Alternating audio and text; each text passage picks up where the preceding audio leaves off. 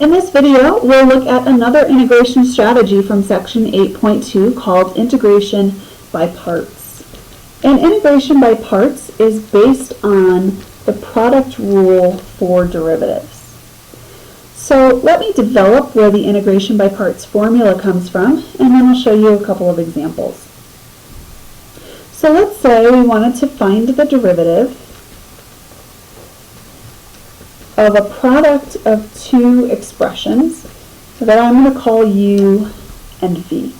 So I want to find the derivative of u times v. Okay?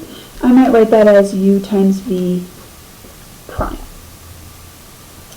So the product rule says that I can take the first expression and multiply it by the derivative of the second expression, and then add that to the second expression times the derivative of the first. Another way to write these derivatives that does not include a prime notation is the following. dv, or over here, du. So those equivalently mean taking the derivative of each of their respective variables. So that's the notation you're going to see in your formula for integration by parts. So that's the notation that I want to use here when I develop the formula. Okay, so what I've done here is I've taken the derivative of an expression. And so the next thing that I want to do is I want to find the antiderivative of my result.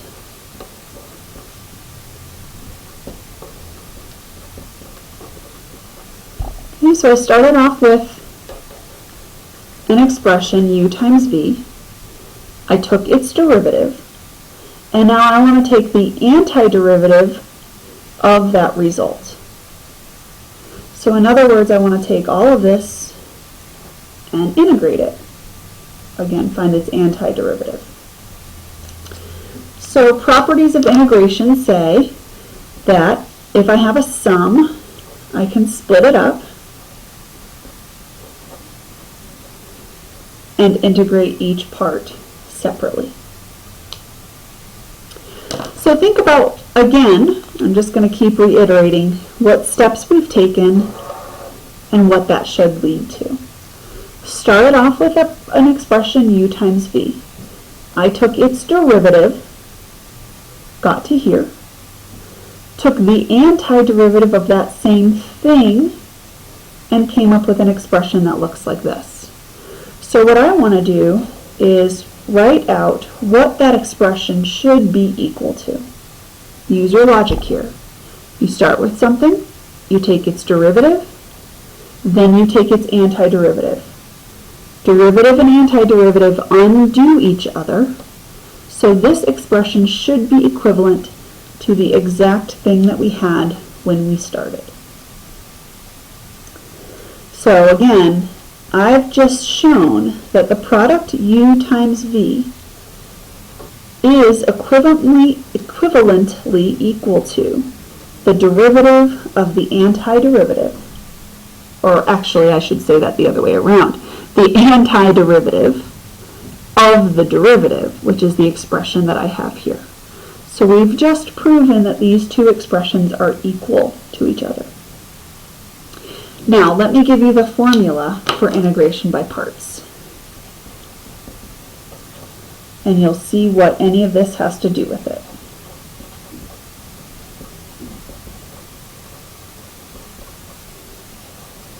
So the formula that you would use if you wanted to integrate by parts is you would be taking the integral of some expression u multiplied by the derivative of some other expression dv, and the way to find that integral or that antiderivative is to take u and multiply it by v, and then subtract the antiderivative of v du. So this is something that you will have to memorize, this formula.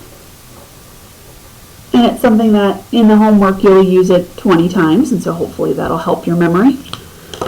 But again, it comes from this expression up here, where we showed u times v to be equivalent to this expression right here. And if I wanted to solve that expression for this term, the integral of u dv, I would really just have to take the integral of v du and subtract it over to the other side, which is exactly what we have here. So this formula came from utilizing the product rule and rewriting equivalent forms of u times v using the derivative and the antiderivative. Alright, so let me show you how it works. Let me give you an example here.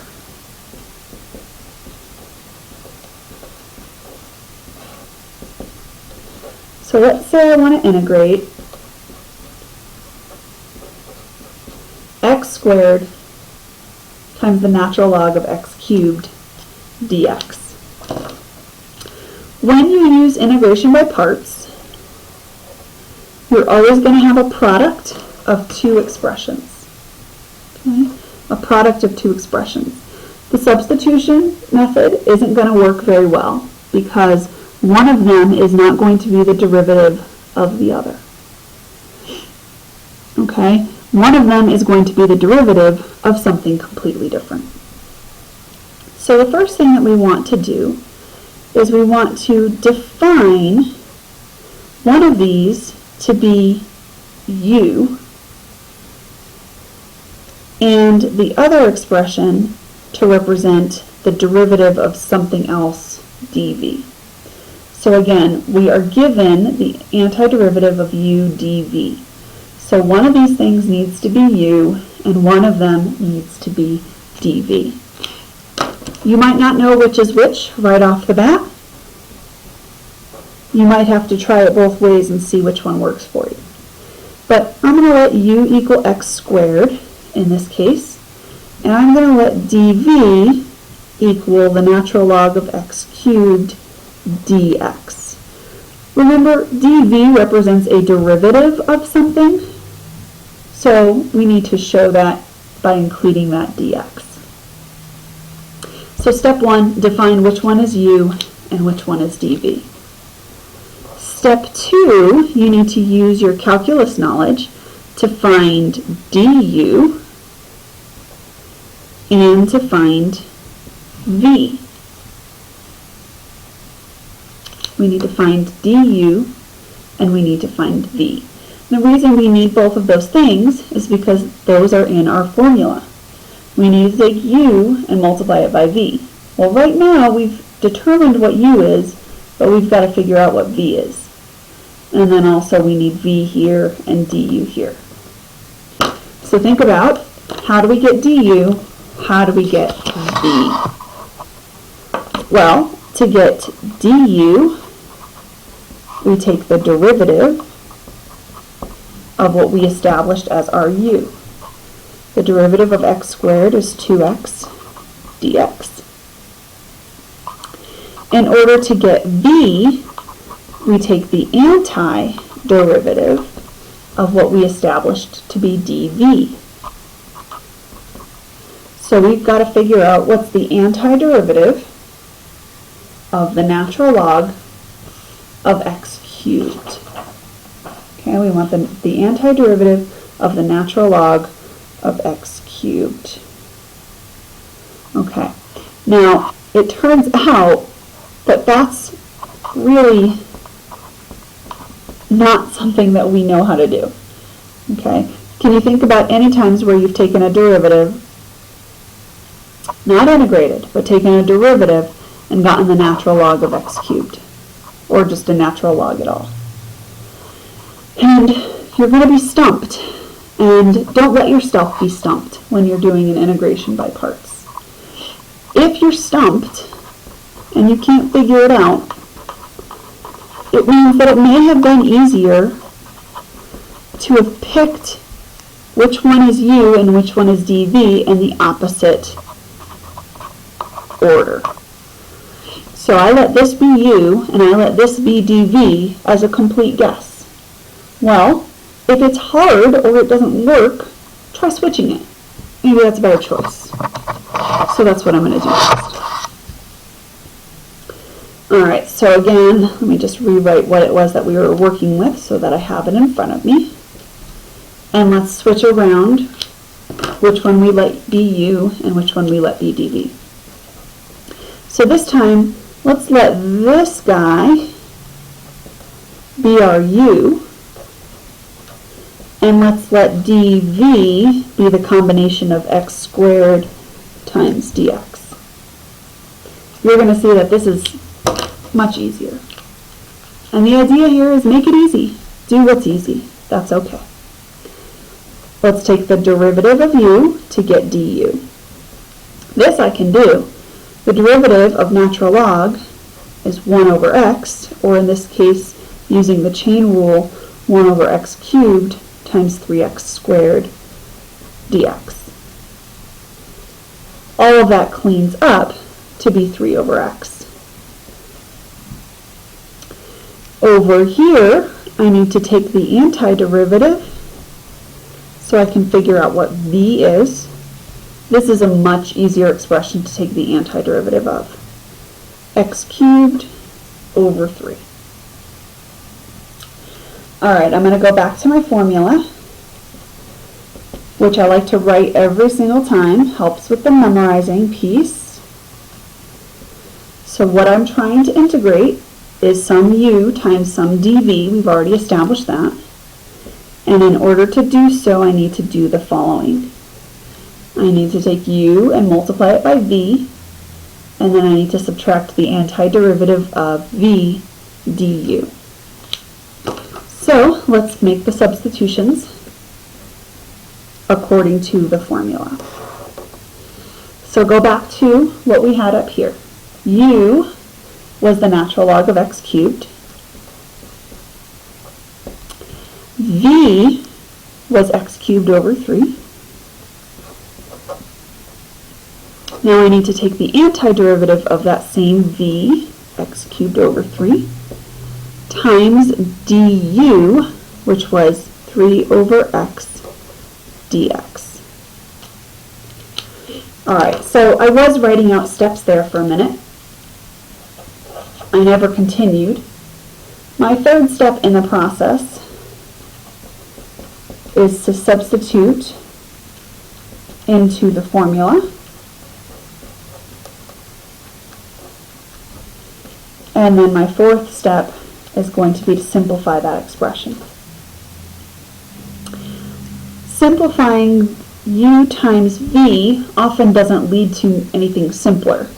We're multiplying these two together. There's not a whole lot that I can do to make it look nicer or more combined, but I might just want to reorder the terms. Simplifying also means that I need to find the antiderivative here, but the 3's actually cancel out and the x's reduce.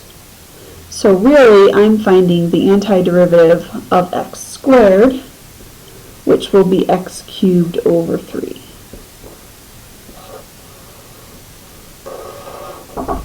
That should be our answer.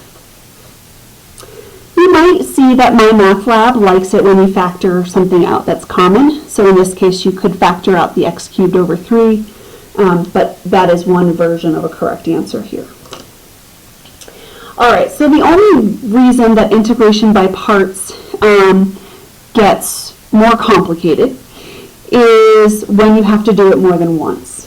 Okay, so we just went through one complication that might exist, which is that maybe you select your u and you select your dv, and you realize, well, that really wasn't the best choice, let me switch it around. So that's one complication you can encounter.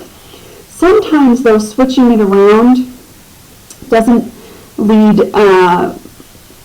to anything easier to integrate, and so it turns out that you end up having to use integration by parts a second time. So that's the next thing that I want to show you is a second example here.